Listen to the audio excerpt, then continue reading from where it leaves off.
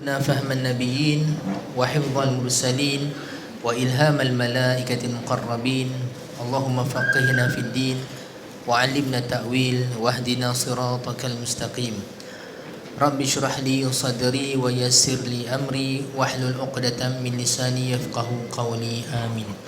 أما بعد السلام عليكم ورحمة الله وبركاته. Alhamdulillah, syukur pada Allah SWT. Dengan nikmat Allah SWT pada pagi ini kita masih lagi diberi peluang untuk bersama-sama dalam satu majlis ilmu, insya-Allah majlis pembacaan hadis Nabi SAW. Jadi kita sama-sama insya-Allah mentawajuhkan, ini menghadapkan hati kita kepada Allah SWT dalam majlis ini dengan mengharapkan daripada Allah SWT ilmu yang bermanfaat. Pertamanya kita mengharapkan kepada Allah SWT keridhaannya pada kita, dan ilmu yang bermanfaat, ilmu yang menambahkan iman dan taqwa dan amal kepadanya, insya-Allah. Jadi tuan-tuan, kita sambung pengajian ataupun pembacaan hadis kitab Riyadhus Salihin karangan Al-Imam Abu Zakaria Yahya bin Sharaf An-Nawawi rahimahullahu taala. Jadi pada hadis yang lepas, hadis Jibril, kita dah sentuh tentang pertanyaan akhir Jibril AS kepada Nabi Muhammad SAW tentang hari kiamat dan tanda hari kiamat. Cuma izinkan saya tuan-tuan dan puan-puan, pada pagi ini kita selesaikan sikit lagi tentang perbincangan kita tentang tanda hari kiamat. Yang lepas sebenarnya masih belum habis betul-betul lah kita bincang. Di mana kita sebutkan pada hadis ini, Nabi SAW sebut tentang, ditanya oleh Jibril AS tentang rukun-rukun agama, yang mana para ulama menyebutkan rukun agama ada 3: iman, Islam dan ihsan. Tapi guru kami Al-Habib Abu Bakar Masyhur Al-Adni mengatakan ada satu lagi rukun yang disebutkan dalam hadis ini, iaitu tentang tanda hari kiamat. Menunjukkan bahawa, sebab pada akhir hadis ini Jibril AS mengatakan bahawa Nabi SAW mengatakan bahawa Jibril datang untuk mengajar pada kita akan agama kita. Jadi apa yang disebutkan dalam pertanyaan Jibril tersebut, semua ni adalah isi agama ataupun rukun agama. Nabi ditanya tentang Islam dan Nabi bagi tahu pula tentang rukun Islam 5. Iman, Nabi bagi tahu tentang rukun iman yang 6. Dan ihsan 2 rukun ihsan yang kita sebutkan sebelum ni, al-musyahadah dan muraqabah. Dan kemudian bila tanya tentang hari kiamat, yang ni Nabi SAW sebut, tidaklah yang ditanya lebih mengetahui daripada yang bertanya. Maksud dia bukanlah tugas kita dan bukanlah satu taklif untuk kita untuk mencari tarikh hari kiamat bila dia, bukan itu kita punya tugas. Tapi tugas kita pertamanya, kita beriman bahawa hari kiamat tu pasti berlaku. Inna sa'ata la'atiyatun akadu ukhfiha litujza kullu nafsin bima tas'a. Ni Allah Ta'ala sebut dalam Quran. Sungguhnya as-sa'ah, hari kiamat itu pasti datang. Itu kita wajib beriman untuk dan hampir saja aku menunjukkan kepadanya. Maksud dia takadu ukhfiha, hampir saja aku menyembunyikan dia. Setengah ulama mengatakan bahawa yang ni dalam bahasa Arab maksudnya menunjukkannya. Maksudnya tunjukkan tanda-tandanya, tanda hari kiamat tersebut. Litujza kullu nafsin, supaya setiap jiwa diberi balas apa yang telah mereka laksanakan ataupun mereka telah usahakan, bima tas'a. Jadi pada ayat ni, hari kiamat pasti berlaku, wajib kita beriman. Cuma dalam hadis yang kita baca ni, Nabi SAW ditanya tentang tanda hari kiamat, dan Nabi bagi tahu 2 tanda hari kiamat seperti mana kita bincangkan pada pengajian lepas. Dan seperti mana tuan-tuan lihat betapa pentingnya untuk mengetahui tentang rukun Islam. Sebab rukun Islam yang 5 Nabi SAW beritahu ni penting kan, benda yang asas. Dan penting tentang rukun iman, penting tentang rukun ihsan. Begitu juga penting sebenarnya tuan-tuan untuk mengetahui 2 rukun tanda hari kiamat ni.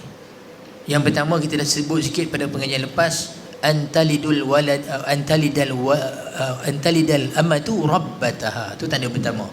Bila seorang hamba perempuan melahirkan tuannya. Dan kita telah sebutkan apa, Imam An-Nawawi sendiri pada akhir hadis ni menceritakan mensyarahkan hadis, mengatakan bahawa berlaku banyak peperangan dan ramai yang memiliki hamba perempuan, kemudiannya daripada hamba perempuan ni mereka dapat anak, dan hamba ni status tetap hamba, tetapi anak yang lahirkan status tuan. Dan kita telah sebutkan bahawa makna dengan erti kata makna ni memang bukan dikhenaki oleh Nabi SAW. Sebab apa? Sebab Nabi ditanya tentang tanda akhir zaman, sedangkan zaman sekarang tak ada hamba. Benda ni berlaku zaman dulu, zaman Imam Nawawi ada lagi hamba. Tapi zaman sekarang, kalau tanda hari kiamat, makin dekat dengan hari kiamat, tapi hamba tak ada hari ni. Jadi jelaslah maksud dia bukan makna yang zahir pada kenyataan Nabi SAW bahawa tanda hari kiamat tu bila mana hamba perempuan melahirkan tuannya. Erti kata makna yang secara literal, secara yang jelas. Tapi maksudnya makna yang tersembunyi.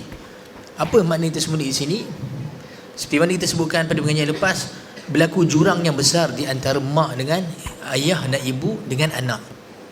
Jurang ni di mana ibu dan ayah sepatutnya mereka yang memegang keputusan dalam satu institusi kekeluargaan. Tapi hari ni tak. Hari ni antara yang pegang kadang-kadang tu qarar ataupun keputusan siapa? Anak. Itu balik. Kan ini antara tanda dia lah, walaupun kita tak berlaku pada kehidupan tuan-tuan perempuan, tapi ini antara yang akan berlaku. Dan antara makna dia, sikap anak dah macam tuan kepada ibu kepada ayah. Ni benda ni jelas. Sedangkan perkara tersebut, yakni si anak bila mana bersikap dengan sikap macam tuan dalam rumah kepada ibu ayah dia, benda ni, perkara ini menyalahi fitrah manusia, bukan sekadar menyalahi agama, menyalahi fitrah manusia. Bukti dia sekarang ni kita lihat dah berlaku lah kan. Anak lawan mak ayah, anak memandang mak ayah tak pandai, dia lebih reti. Anak buat keputusan tak perlu persetujuan mak ayah. Ni semua ni antara sifat tuan dah berlaku terhadap mak ayah dia. Jadi mak ayah seperti sifat hamba, terpaksa akur, terpaksa menurut kehendak anak. Benda ni sebenarnya tuan-tuan bukan benda yang wujud berlaku pada kalangan kita sebagai masyarakat Islam saja, tapi dia berlaku satu dunia. Dan zaman dulu fitrah anak menghormati ibu bapa bukan hanya berlaku dalam masyarakat Islam saja, berlaku pada semua masyarakat. Asal dulu tak kisahlah bangsa apa sekalipun, agama apa, anak memang sangat menghormati mak ayah. Anak menjaga mak ayah dia sampailah besar. Ni fitrah zaman dulu.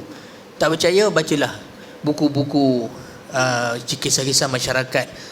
Kan kalau saya masih kecil pun lalu baca kadang buku-buku pengajaran masyarakat Nepal ke, masyarakat Cina ke.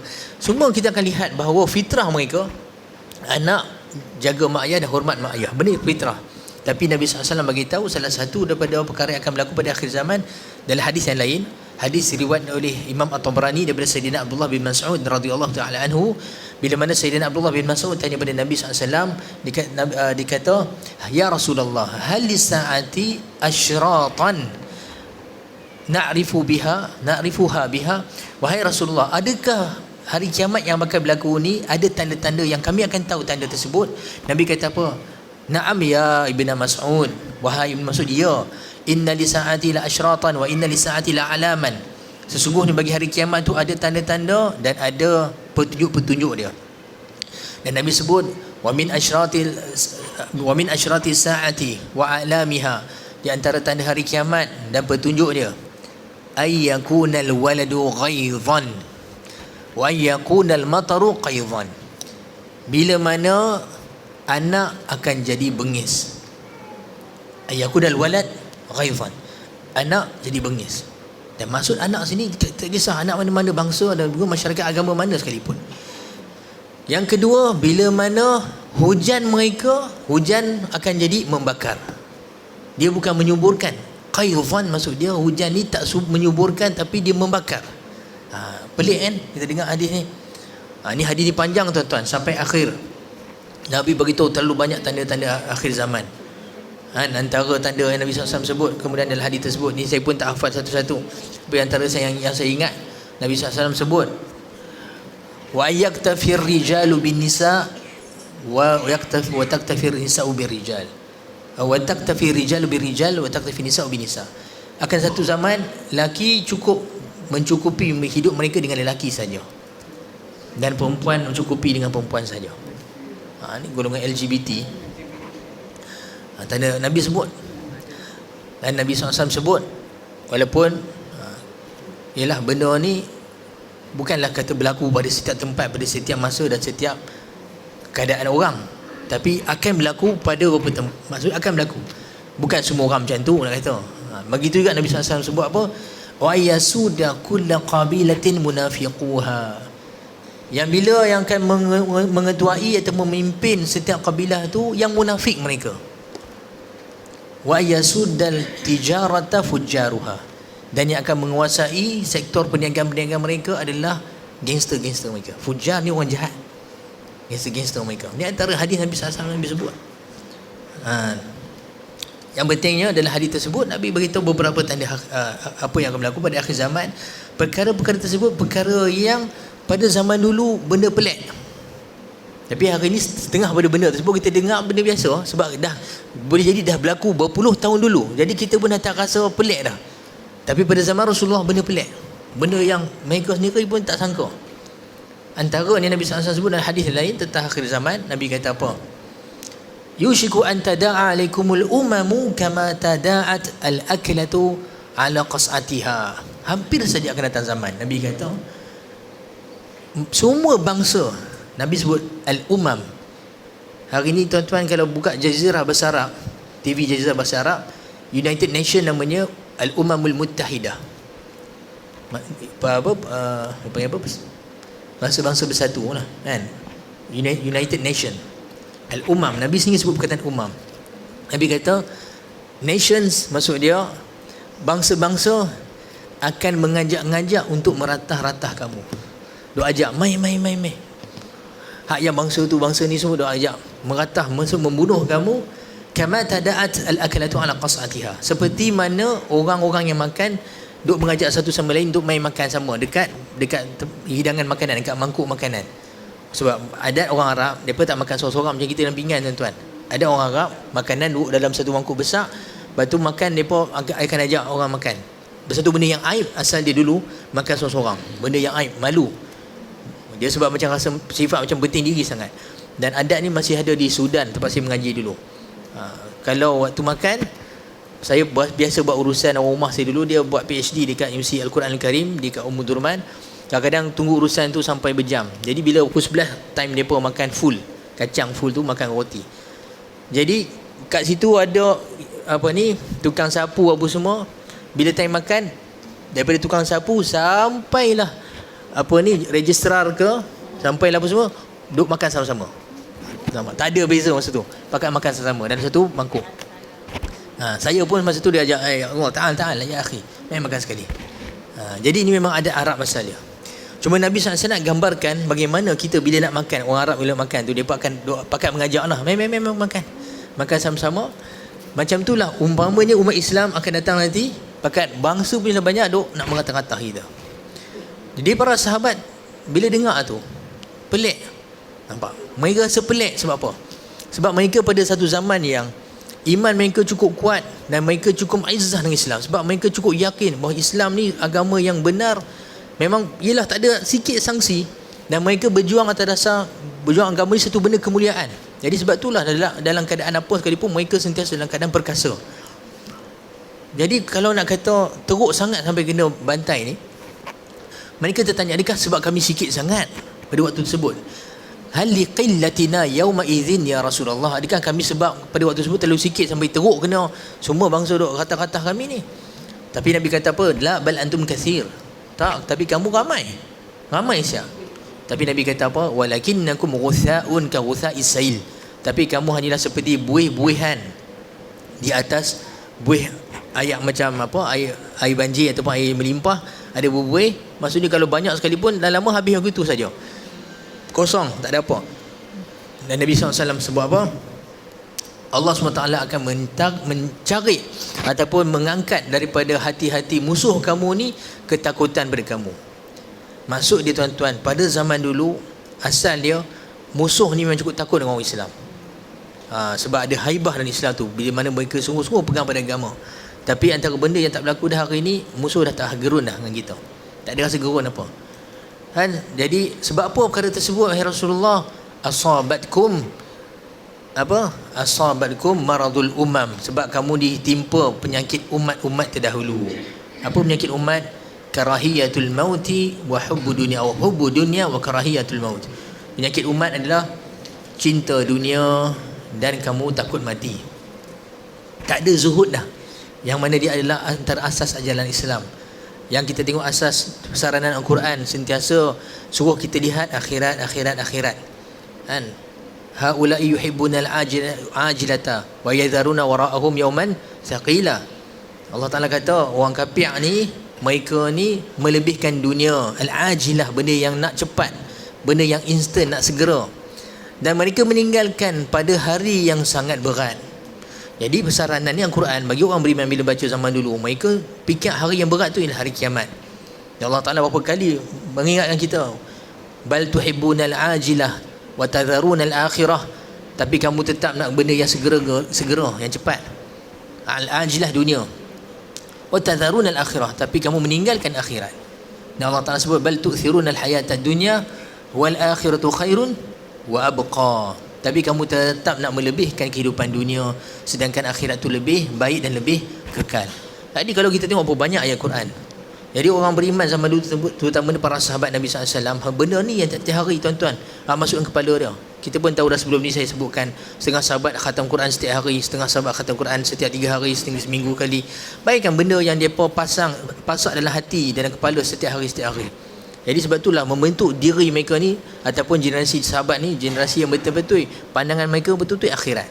Jadi bila orang yang harap akhirat ni, dunia ni tak lihat apa langsung, jadi mereka tak ada rasa gerun, tak rasa gentar langsung dengan musuh.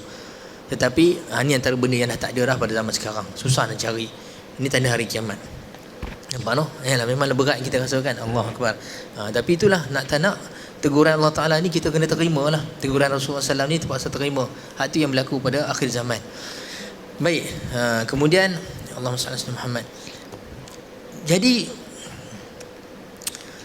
balik pada tentang hadis Nabi SAW ni, Nabi sebut bahawa yang hamba lahirkan tuannya ni, jadi makna dia yang lebih tepat adalah itu yang berlaku, bahawa anak bersifat dengan sifat tuan, ibu dengan mak, ibu dengan ayah pula seperti hamba mereka. Cuma guru kami sebut, Nabi SAW nak ceritakan pada hadis ni bersesuaian dengan kefasihan Nabi SAW sebelum ni, bahawa Nabi cerita tentang rukun Islam, rukun iman, rukun ihsan. Jadi kalau kita lihat membaca hadis yang tentang tanda hari kiamat ni, dengan memahami dia bahawa Nabi beritahu tentang 2 tanda hari kiamat daripada tanda-tanda yang ada, maksud saya, kalau kita baca nescaya kita akan faham macam Nabi beritahu 2 tanda hari kiamat, sedangkan di sana ada banyak tanda hari kiamat lain kan. Jadi adakah Nabi SAW sekarang ni dalam hadis ni nak cerita pada kita antara perkara yang berlaku pada hari akhirat, anak menderhaka pada ibu bapa. Yang kedua, orang miskin buat bangunan tinggi-tinggi. Guru saya kata bukan itu yang tepatnya untuk kita fahami. Sebab kalau kita fahami bahawa Nabi hanya nak beritahu 2 contoh tanda hari kiamat, nescaya bertentangan dengan kefasihan Nabi SAW sebelum ni. Sebab Nabi dalam semua hadis ni Nabi beritahu rukun dia. Jadi sebab tu guru saya kata bahawa sebenarnya 2 tanda hari kiamat ni adalah 2 rukun hari kiamat. Maksud dia benda-benda yang berlaku nak sebelum hari kiamat ni asasnya pada 2 ni. Iaitu asas dia anak menjadi tuan kepada ibu bapa. Tapi sebenarnya apa punca dia? Persoalannya apa punca anak tu bersifat dengan sifat tuan sehingga kan ibu bapa menjadi hamba pada mereka? Ada kebincangan sana yang perlu diselidiki. Apa dia? Kebincangan dekat sini ataupun poin pertamanya, kerosakan akhlak dan tarbiyah. Kerosakan akhlak dan tarbiyah yang berpunca daripada kerosakan sistem pendidikan. Itu sebenarnya punca dia. Kenapa anak jadi tuan kepada mak ayah? Sebab rosaknya metod tarbiyah dan metod pengajian yang diwarisi oleh Nabi SAW. Nampak no? Jadi guru saya sebut, nak faham dia macam ni. Kita fahami dulu bahawa apa matlamat ataupun maqasid pengajian dalam Islam. Pertama ni metod pengajian dalam Islam. Metod pengajian dalam Islam, metod talaqi. Talaqi. Dalam hadis ni sendiri Nabi SAW tunjukkan contoh, ataupun Jibril AS tunjuk contoh bagaimana mengambil ilmu. Tengok macam mana Jibril AS duduk dengan Rasulullah SAW. Duduk berhadapan. Duduk dalam keadaan di atas dua lutut. Letak tangan. Ni isyarat kepada adab. Menuntut ilmu asas dia dengan adab. Nampak no? Asas dia dengan adab. Setengah ulama' dulu mengatakan bahawa tak apalah, saya bukan nak kritik mana-mana, saya pun belajar universiti juga dulu, belajar dalam kelas, tapi cuma nak ceritakan antara benda yang dah berlaku sama sekarang kan. Setengah ulama' kata dulu kami belajar di masjid, berhadapan dengan guru, duduk bersila atas lantai. Kemudiannya start ada kelas pengajian kan? Kemudian ada kerusi. Dia kata bila duduk atas kerusi maka hilanglah tawaduk anak murid. Sebab tawaduk anak murid dulu duduk atas lantai depan guru, hilang tawaduk. Bila keluarkan mereka pada masjid, hilang keberkatan. Sebab masjid rumah Allah, kat sana keberkatan. Dulu anak murid mengaji menghadap kiblat. Nampak? Jadi sikit demi sikit, walaupun benda ni bukanlah kata tak masa tak boleh mengaji dan kelas apa semua, tapi nak kata sikit demi sikit benda macam itulah akan mula hilang.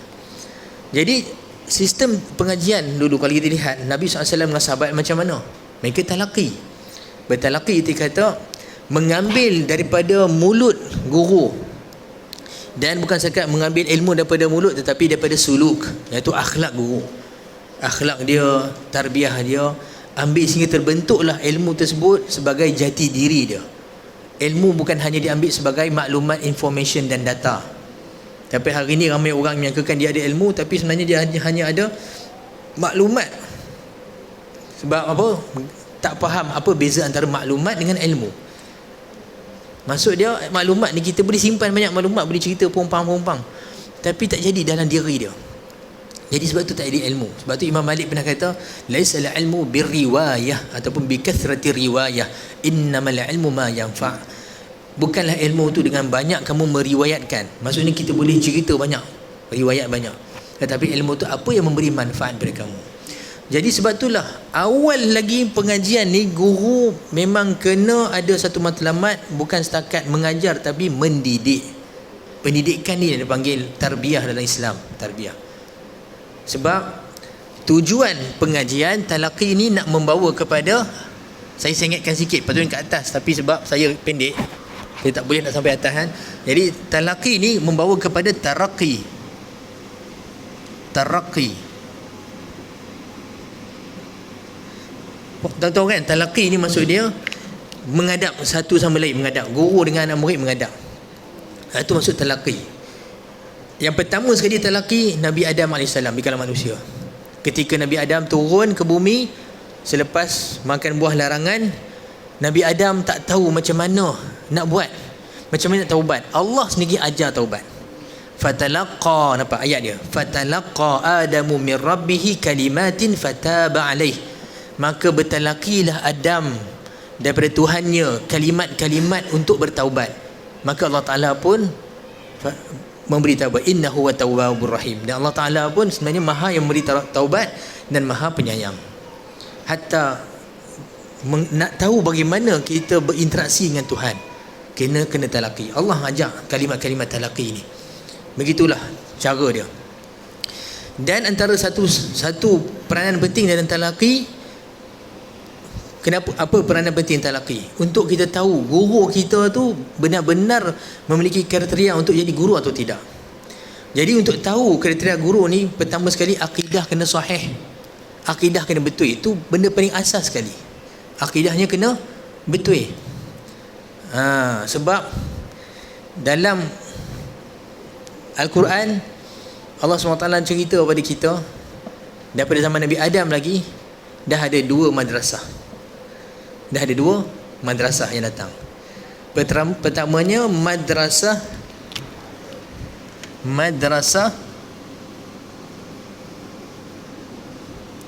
Abawiyah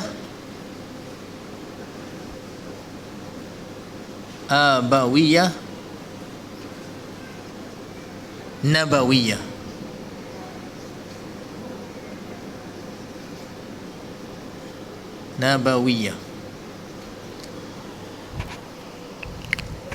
Madrasah ni maksudnya sekolah lah. Sekolah, institut, tempat pengajian. Sekolah yang pertama sekali yang telah terasas pada zaman Nabi Adam AS sekali. Madrasah Abawiyah Nabawiyah. Abawiyah nisbah kepada abun, ayah, pak kita Nabi Adam. Ilmu kena ambil daripada jalan yang diajar hatta daripada zaman Nabi Adam AS. Kena betul, kena synchronize, sama betul, kena tally dengan ilmu mereka. Kemudian diturunkan kepada anak mereka Nabi Syith, Nabi Nuh AS, sampailah ke Nabi Muhammad, dan kemudiannya pewaris Nabi Muhammad itu para ulama seluruhnya. Mesti ada sanad bersambung tu supaya kita faham bahawa jalur ilmu kita tally dengan apa yang mereka bawa. Dan benda paling asas dalam madrasah ini akidah yang betul. Itu benda paling asas kali. Jadi daripada zaman Nabi Adam dah ada satu lagi madrasah Nabawiyah, nisbah pada Nabi. Sebab yang membawa madrasah ni, bawa aliran sekolah ni adalah para Nabi. Sebab tu dipanggil madrasah Abawiyah Nabawiyah.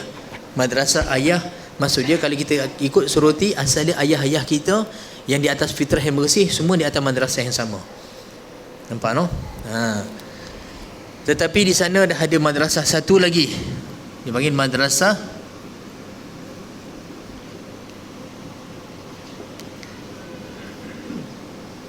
Iblisiyah.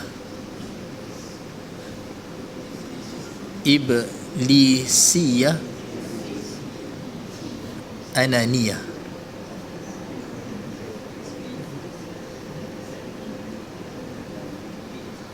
Iblisiyah Ananiyah. Madrasah Iblisiyah, madrasah iblis, syaitan. Ananiyah nisbah kepada anak aku. Sebab dialah pertama sekali membina falsafah dia dengan mengatakan ana khairun minhu khalaqtani min narin wa khalaqtahu min tin. Aku lebih baik daripada Adam. Dia cipta aku daripada, kau cipta aku daripada api, dan kamu cipta dia daripada tanah. Ni dia punya basic falsafah ataupun dia punya foundation dia punya sekolah, iaitu lihat pada zat diri, material diri. Lihat aku dulu, dilihat diri dia apa? Api. Ni basic dia. Kita tengok nanti daripada madrasah ni dah datang macam-macam falsafah yang sesat. Apa pun nama dia, komunis ke, kapitalis ke, sosialis ke, kalau kita soroti tengok semuanya ni falsafah dia sama. Falsafah ananiyah. Tak mau tengok wahyu Allah, nak tengok diri masing-masing, yang berpunca daripada sifat iblis, iaitu sifat takabur, sifat besar diri, aba wastakbar, enggan turut pada perintah Allah Ta'ala dan besar diri. Sebab apa besar diri? Sebab lihat pada diri sendiri. Tapi madrasah Abawiyah Nabawiyah sentiasa melihat Allah, sentiasa dengan hati yang pecah, maksudnya hati kita humble, rendah diri, takut pada Allah. Itu sifat Nabi Adam AS dan sifat para Nabi seluruhnya. Nampak no? Jadi nak kata kita untuk pastikan diri kita dalam madrasah Abawiyah Nabawiyah ni supaya kita selamat. Sebab dia ada dua dia madrasah ni.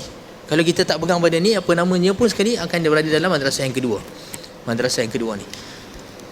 Jadi konsep pengajian madrasah Abawiyah Nabawiyah ni yang diajak, pertamanya talaqi. Talaqi di sini mesti nak pastikan kita berhadapan dengan guru. Dan nak kena pastikan guru kita ada syarat dia. Pertamanya akidah mesti betul. Sebab itu basic sekali dalam ilmu yang nak ambil. Sebab kenapa nak menuntut ilmu? Kemuncak dia untuk ma'rifatullah. Tapi kalau awal-awal lah bahawa ilmu kita ambil daripada orang yang Allah dia tak kenal. Allah tak kenal. Apa tak lagi mengingkari Allah. Macam ni sampai pada matlamat ilmu. Jadi awal lagi dah rosak dah. Lepas tu talaqi nak kena tahu syarat dia, guru akidah betul. Nampak no? Dan metod yang dibawa mestilah ada jalurnya, sanadnya kepada Rasulullah SAW. Sebab daripada Rasulullah tu nanti kita akan lihat sampai pada Allah Subhanahu Wa Taala. Mesti membawa manhaj, metod yang sama dibawa oleh Nabi SAW. Apa yang Nabi ajak kita kepada tauhid, kepada akhirat, kepada sifat-sifat yang bersih, sifat-sifat yang mulia, sifat mahmudah, untuk kita menanggalkan diri kita daripada sifat-sifat mazmumah, sifat-sifat yang tak elok, dengan ibadah ikut syariat Allah Ta'ala. Ini semua madrasah talaqi ni. Supaya kita capai kepada talaqi ni, tujuannya untuk capai kepada taraqi. Taraqi maksudnya peningkatan.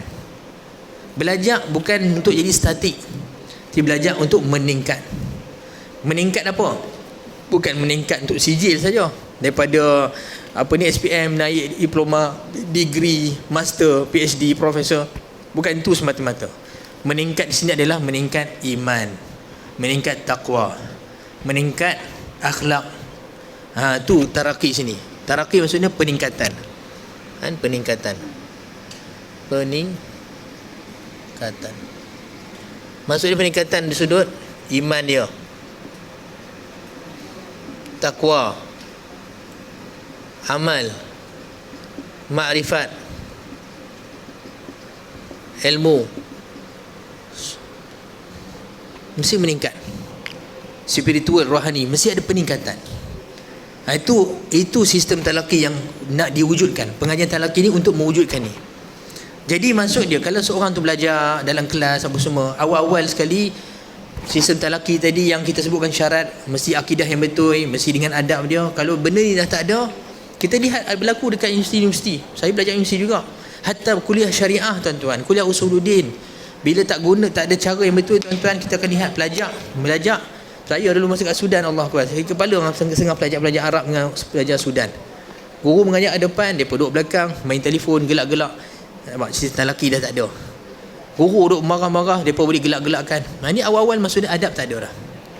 Nampak, adab dah tak ada. Macam mana dapat ilmu? Hatta kalau orang macam ni sekalipun, dia hafal nota ke, nak hafal kitab sekalipun, tapi awal adab dia tak ada, dia akan ada kesan pada kat sini. Sebab taraqi tu tak ada. Dia hanya simpan maklumat, tapi pencapaian taraqi ni tak ada. Peningkatan pencapaian taraqi tak ada dah. Akhlak dia tak terbentuk. Hatta sebenarnya dia tak memahami betul-betul apa yang dia belajar tu. Sebab benda yang kita belajar untuk meningkatkan iman dan ketakwaan. Jadi takwa dah tak ada. Okey. Selepas kepada taraqi ni, dia akan meningkat kepada tawaqi. Tawaqi.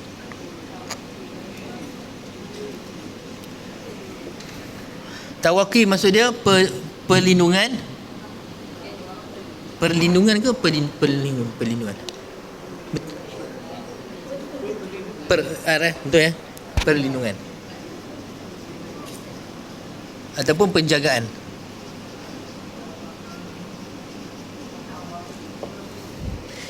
Yang dikehendaki dengan maksud tawaqi, mungkin tuan-tuan perempuan mesti dengar perkataan wiqayah. Wiqayah ni ada sedengar tak? Al-wiqayatu khairu minal ilaj. Kata-kata hikmah Arab. Maksud dia pencegahan lebih baik daripada mengubat. Jadi al-wiqayah tu pencegahan. Maksud dia kita lindung diri awal-awal. Jangan bila sakit barulah nak berubat. Maksud dia masa peluang kita untuk menjaga diri kita ada, kita ambil peluang tersebut. Daripada perkataan yang sama, tawaqi, wiqayah perkataan yang sama. Nampak no? Tawaqi maksud dia dapat membentuk perlindungan diri dia. Ini tujuan yang terakhir sekali dalam menuntut ilmu dengan manhaj talaqi ni. Talaqi kepada taraqi kepada tawaqi. Maksud perlindungan sini tuan-tuan, perlindungan akidah kita daripada ideologi yang sesat. Bila seorang tu belajar cara talaqi tuan-tuan, dia belajar akidah yang betul. Dia tahu apa tuntutan iman dia, apa yang Islam ajak tentang sifat Allah, tentang akhirat apa semua. Jadi bila dia belajar dengan cara betul tuan-tuan, besok dia berhadapan dengan macam-macam orang. Dekat universiti ke ataupun dia pergi luar negara ke, datang orang kawan daripada Kristian yang missionary ke, daripada evangelis ke, daripada komunis ke, atheist apa semua, dia dah ada perlindungan. Kawan tu mainlah hasut-hasut apa semua, dia dah ada perlindungan. Tak boleh masuk.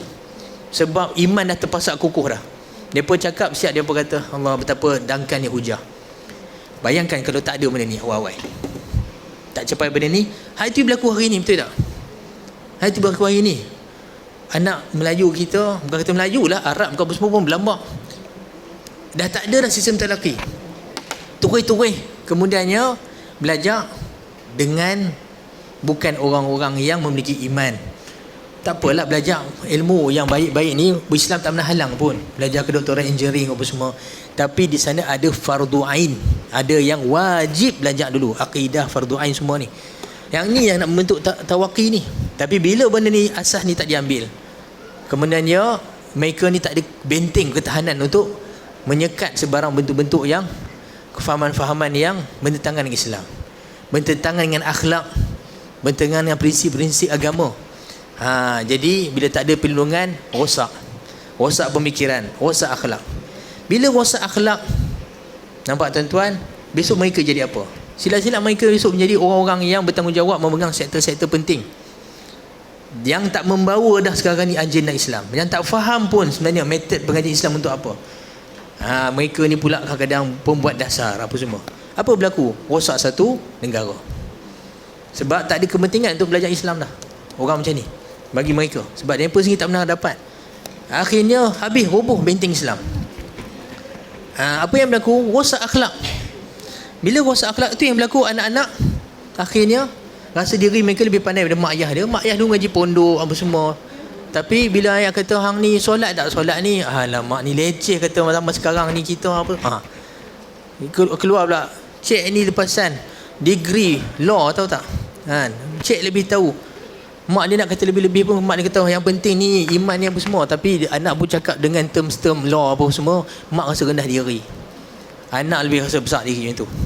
Nampak? Anak seperti tuan dah, mak jadi apa? Jadi hamba, walaupun mak tu tadi sebenarnya kalau ikutkan dia pegang lagi pada prinsip Islam, tapi dah tahu dia buat apa dah. Ini saya bagi salah satu contoh jelah. Tapi nak belajar dia apa ni, nak katakan punca daripada hadis Nabi kata tadi ni, anak apa ni, tuan lahirkan hamba lahirkan tuan, punca dia ni bila rosak ni sistem ni. Bila tak ada dah cara madrasah abawiyah yang betul-betul dia pegang, madrasah yang diajar oleh Nabi. Abawiyah ni maksud dia, kalau kita lihat dia para Nabi menurunkan kepada anak-anak mereka. Kita lihat anak-anak Nabi ni semua diwasiatkan untuk pegang pada akidah. Kalau tuan-tuan hari tu Haji Adam tak ada, sebab saya jadi teringat dia minta saya nombor Al-Quran apa semua tu kan. Dia selalu bila saya baca Quran, dia selalu minta kan surah apa semua. Surah Al-Baqarah, Allah Ta'ala berfirman, am kuntum syuhada idh hadara Yaqub al-maut idh qala li banihi ma ta'budu min ba'di qalu na'budu ilahaka wa ilaha abaika Ibrahim wa Ismail wa Ishaq ilahan wahidan wa nahnu lahu muslimun. Nampak? Ketika Allah Ta'ala sebut, apakah kamu semua menyaksikan ketika mana Nabi Yaqub sedang nak meninggal, ketika nak meninggal, dihadiri kematian, ketika dia berkata kepada anak dia, ni maksud dia wasiat sebelum mati. Tapi apa lihat wasiat Nabi Yaqub yang Allah Ta'ala sebut dalam Quran, rakam dalam Quran sampai hari kiamat, kekal ni kalam Allah. Maksud dia penting tuan-tuan, maksud ni kalam Allah penting. Kenapa Allah Ta'ala cerita balik wasiat Nabi Yaqub ni kepada anak-anak dia? Apa dia kata? Ma ta'buduna min ba'di. Itu paling penting. Hampa semua nanti nak sembah siapa selepas aku mati? Itu wasiat paling penting yang patutnya setiap kita bernama ayah, setiap kita pada mak memikirkan dalam hidup dia. Anak ni besok sembah siapa? Nampak no? Memanglah kita dah letakkan mereka Islam semua, IC pun Islam semua, tapi sembah ni kita pun faham lah kan. Ada orang nama Islam tapi sembah hawa nafsu. Afara'aita man ittakhadha ilahahu hawahu. Allah Ta'ala kata, apakah kau tidak lihat orang yang mengambil Tuhan dia hawa nafsu dia? Walaupun solat 5 waktu, tapi kalau sekiranya hawa nafsu dia adalah Tuhan dia, kehendak dia, patuh dia, seolah dia bertuhankan hawa nafsu. Jadi sebab itulah kena faham juga siapa yang kita nak sembah ni. Nabi Yaqub tanya anak-anak dia, ma ta'buduna min ba'di, kamu semua nanti nak sembah siapa setelah aku mati? Qalu, mereka berkata, na'budu ilahaka, kami akan menyembah Tuhan kamu, wa ilaha abaika, dan Tuhan ayah-ayah kamu, Ibrahim wa Ismail wa Ishaq, ayah-ayah kamu Ibrahim, kan, Ismail, Ishaq. Ishaq ni sebenarnya ayah pada Nabi Yaqub. Ismail anak Nabi Yaqub, anak Ibrahim seorang lagi. Tapi pada ayat ni nak menceritakan bahawa kita lihat bahawa benda yang diwarisi paling penting kali untuk kita ambil sanad dia melalui ayah-ayah mereka kita ni yang berpegang pada iman. Jangan kita keluar daripada jalan saluran yang asal dah betul ni, semata-mata terpedaya dengan apa yang kita terpedaya yang sebenarnya asalnya daripada madrasah syaitaniyah ananiyah. InsyaAllah boleh faham tuan-tuan. Yang ni yang guru saya Habib Abu Bakar Masyhur kata inilah tanda pertama sebenarnya. Maksud tanda pertama hari kiamat, kerosakan pada pendidikan dan akidah. Itu tanda pertama, yang itu asas dia. Tanda kedua Nabi kata apa? Wa antarul hufatal uratal alata ri'a asya'i yatatawaluna fil bunyan. Bila kamu melihat orang yang tak berkasut, orang yang tak cukup pakaian dia, yang miskin mengembala kambing, tiba-tiba buat bangunan-bangunan yang besar. Makna yang jelas-jelas literalnya tuan-tuan, siapa mereka ni? Mereka lah orang Kuwait, orang Emirat, orang Dubai. Tuan-tuan tahu tak, sebenarnya kawasan ni dulu zaman Nabi SAW mereka adalah Arab Badawi. Orang Kuwait ni daripada belah tu dia panggil kaum Najd. Najd ni belah padang pasir, orang Badawi asal dia, Najd.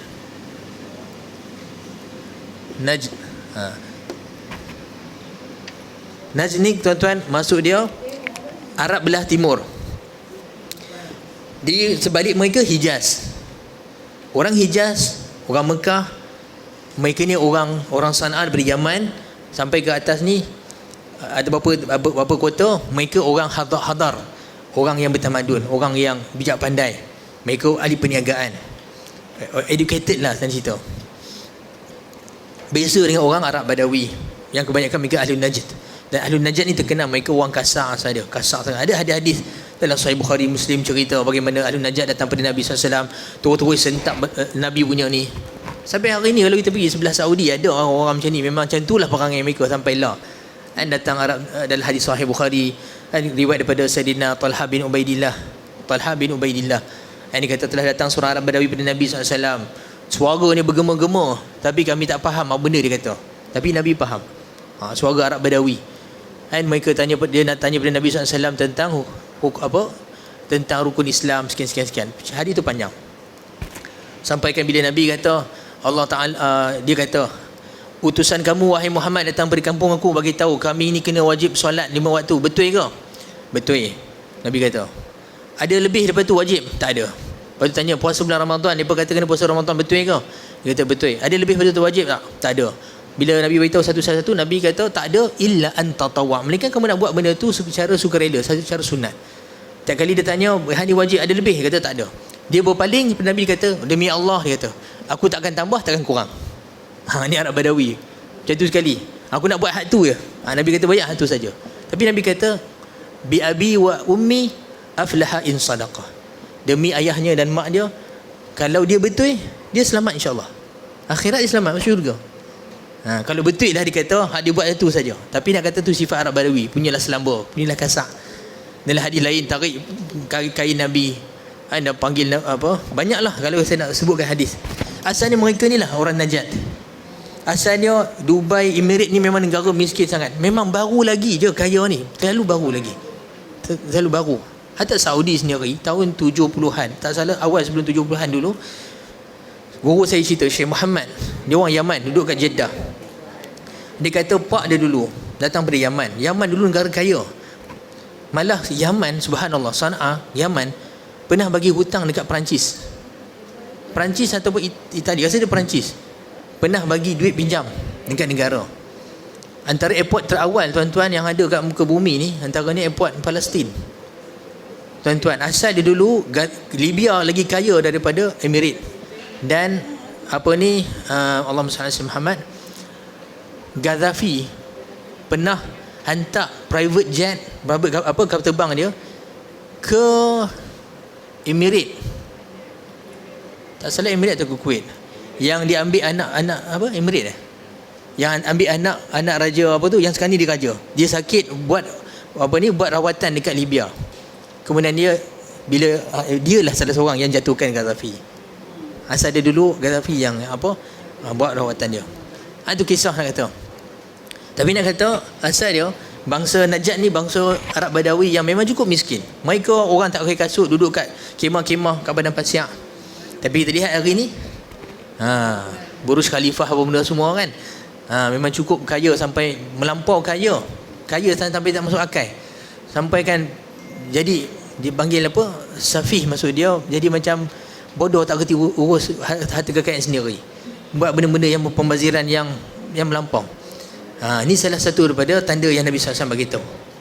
Tapi macam kisah ni juga, apa punca dia sebenarnya? Apa punca yang sampaikan orang kaya macam tu tiba buat bangunan, orang miskin tiba buat bangunan besar? Guru saya mengatakan bahawa seperti mana tanda pertama menunjukkan kerosakan pada akidah dan pendidikan, yang kerosakan yang kedua sebenarnya, tanda kedua adalah kerosakan pada pentadbiran dan juga pada pengurus pentadbiran dan juga masalah ekonomi yang berpunca daripada tidak lagi mengikut macam ni, tak ikut.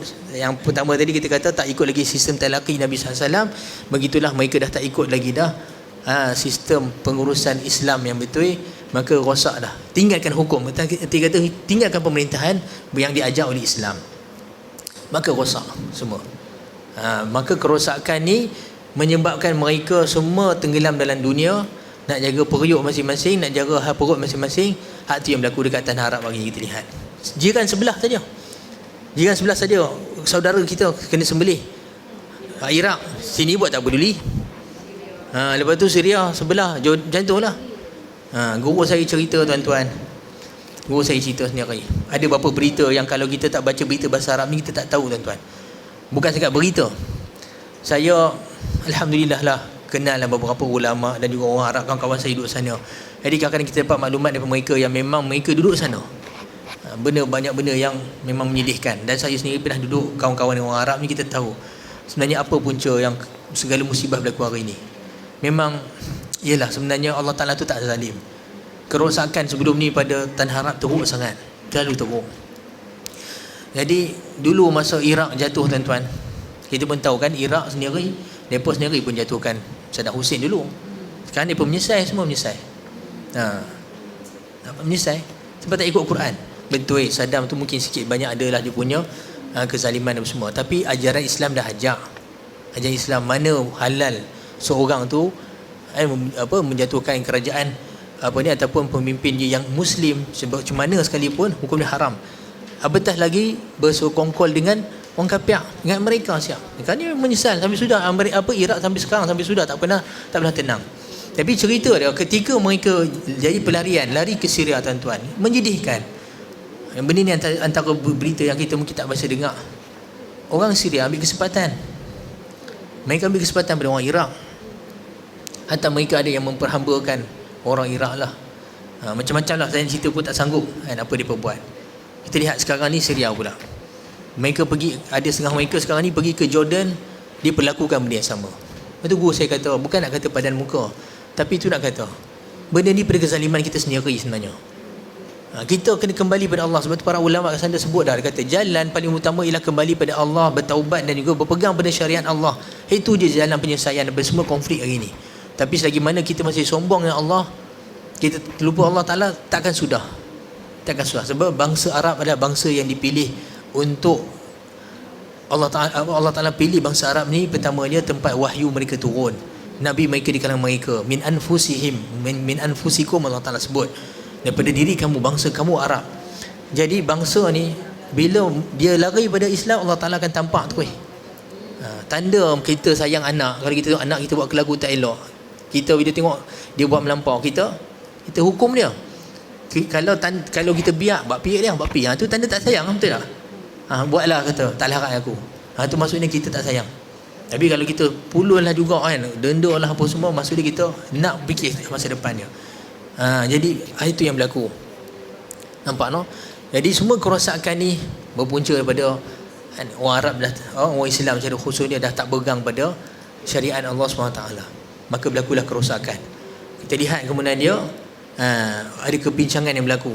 Orang yang tak sepatutnya mereka memegang kekayaan, tiba-tiba mereka pegang kekayaan yang tinggi. Ini tanda dia. Kebincangan pada ekonomi, kebincangan pada pentadbiran. Ini salah satu tanda hari kiamat. Nampak no? Tapi yang kesan dia itulah keadilan tak berlaku dah. Yang sepatutnya kalau ikutkan syariat Islam, dia akan berlaku keadilan pada semua bangsa. Semua saudara Islam patut pertamanya. Tapi terlihat hari ini, kita lihat tambah jurangnya. Emirat macam mana, Kuwait macam mana, punya kaya raya berseronokan, lah ni nak buat disko, buat macam-macam apa semua. Sebelah sikitnya sahabat mereka kena sembelih, kena bunuh. Konflik kat Palestin dah 60 tahun lebih, kat 70 tahun dah, tak pernah selesai. Ada mereka buat peduli.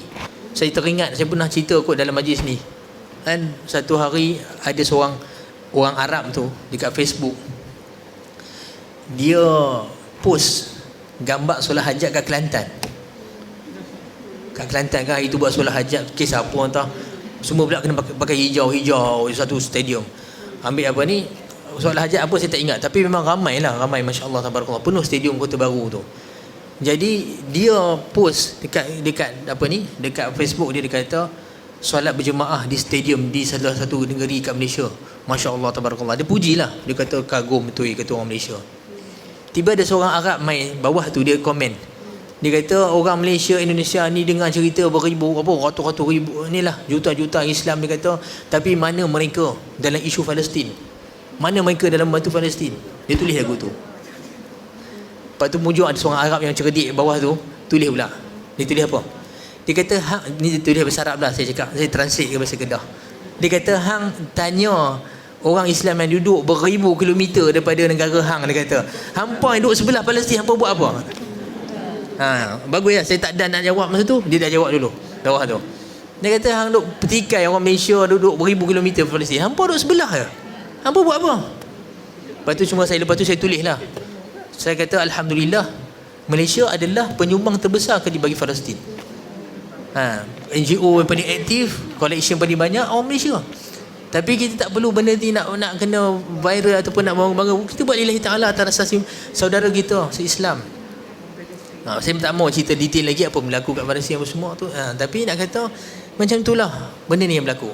Kepincangan ni bila kita dah tak berpegang pada syariat Allah SWT, tak adalah rasa simpati pada saudara. Jadi masing-masing jadi jatuh ke dalam keduniaan, hatulah rosak semua sistem pentadbiran ekonomi. Ini maksud dia yang guru saya Al-Habib Abu Bakar Masyhur, salah seorang ulama besar daripada Yaman, pakar dalam menganalisis hadis-hadis akhir zaman. Beliau katakan sebenarnya itulah dua rukun tanda hari kiamat yang Nabi SAW sebut dalam hadis ni, iaitu sebenarnya punca segala kerosakan yang nak berlaku sebelum hari kiamat ni, pertamanya kerosakan pada akidah dan pendidikan Islam, kedua dia pada pentadbiran dan juga masalah ekonomi pengurusan. Jadi berlakulah lepas tu kerosakan yang melarat-larat sampai tak sudah.